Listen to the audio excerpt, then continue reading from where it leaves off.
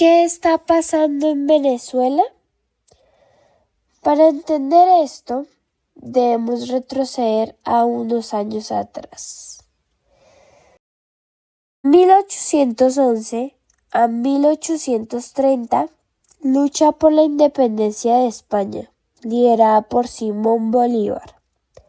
1830 a 1908, periodo de caudillismo, con líderes regionales disputando el poder. 1908 a 1935, dictadura de Juan Vicente Gómez, seguida por un periodo de transición. 1945 a 1958, periodo democrático, con la alternancia en el poder de los partidos Acción Democrática y COPEL. Unos años más adelante, en 1998, Hugo Chávez gana la presidencia iniciando el proceso bolivariano. 1999 a 2013, Chávez implementa reformas sociales y políticas, como regulaciones que restringieron la libertad de prensa y permitieron el cierre de medios críticos. ¿Cómo llegó la izquierda al poder? La llegada de la izquierda se remonta a la década de 1960, cuando el Partido Comunista y el Movimiento de Izquierda Revolucionaria lideraron la lucha armada contra el gobierno. Aunque fueron derrotados, la semilla de la izquierda había sido plantada.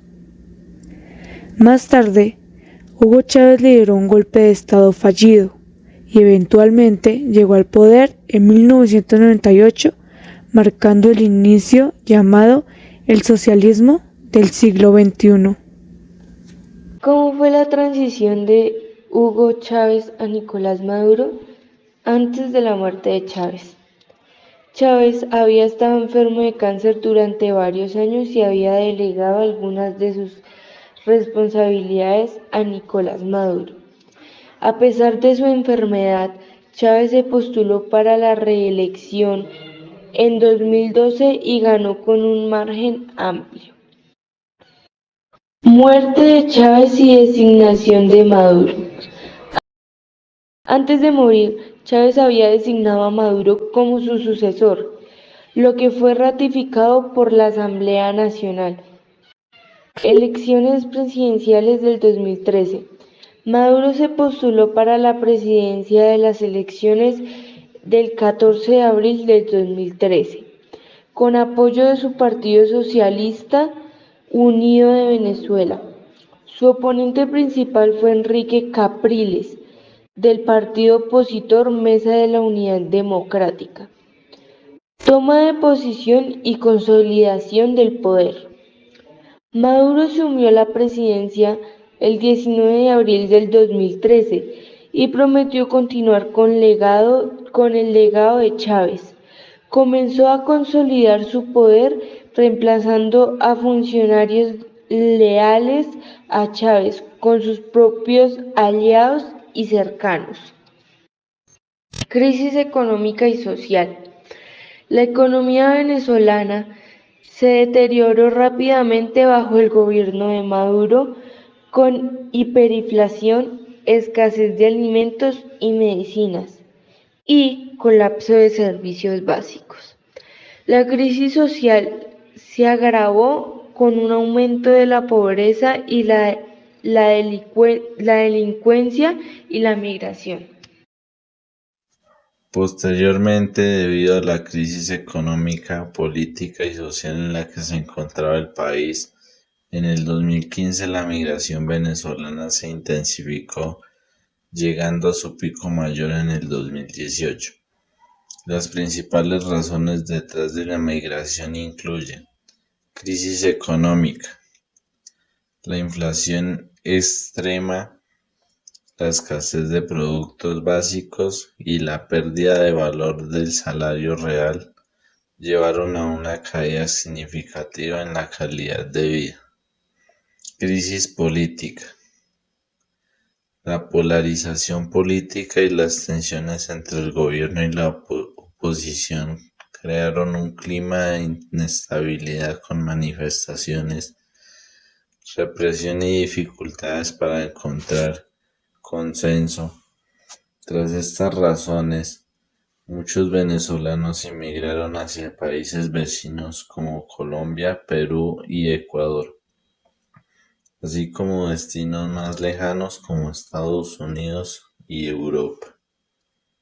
La crisis venezolana ha llevado a millones de personas a abandonar el país en busca de mejores oportunidades, pero la situación se ha complicado aún más debido a las sanciones internacionales impuestas al gobierno de Nicolás Maduro.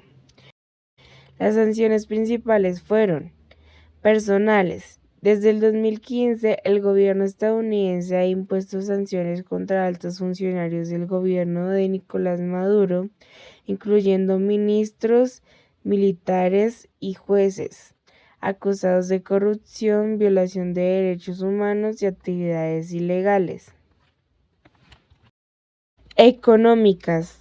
En 2017, Estados Unidos aplicó sanciones contra la estatal petrolera PDVSA, restringiendo sus actividades financieras y las exportaciones de petróleo a ese país, una fuente crucial de ingresos para el gobierno venezolano. Sector financiero. Se restringió el acceso del gobierno venezolano a los mercados de capitales estadounidenses, impidiendo la emisión de una nueva deuda o la renegociación de la existente. La Unión Europea ha impuesto sanciones a varios altos cargos del gobierno venezolano, incluidas prohibiciones de viaje y congelación de activos. Estas sanciones están dirigidas a individuos responsables de la represión política y la erosión de las instituciones democráticas. También ha implementado un embargo de armas y equipos que se pueden ser utilizados para la represión interna. Varias naciones, como Canadá y los países del Grupo de Lima, también han impuesto sanciones personales contra funcionarios del régimen de Maduro, siguiendo la línea de las sanciones impuestas por Estados Unidos y la Unión Europea. Estas sanciones buscan presionar al gobierno de Maduro para que promueva un entorno a la democracia, libere a los presos políticos y respete los derechos humanos. Sin embargo, el gobierno venezolano ha denunciado estas medidas como un acto de injerencia extranjera que agrava la situación económica del país. ¿Qué pasa hoy en Venezuela? La situación en Venezuela sigue siendo tensa después de las elecciones presidenciales del 28 de julio. El oficialismo, liderado por Nicolás Maduro, ha sido acusado de fraude electoral y manipulación de los resultados, mientras que la oposición, liderada por Edmundo González, ha denunciado la detención de varios de sus líderes y ha pedido una auditoría independiente de las actas electorales.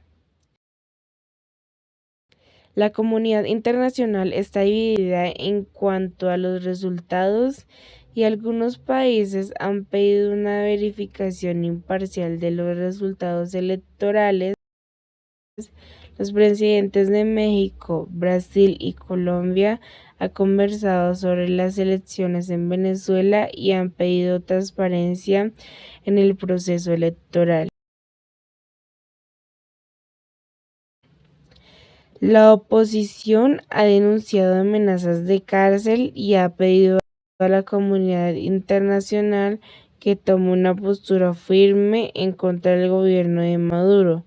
La situación es muy volátil, con manifestaciones y protestas en todo el país, y es importante seguir de cerca los acontecimientos para entender cómo evoluciona la crisis.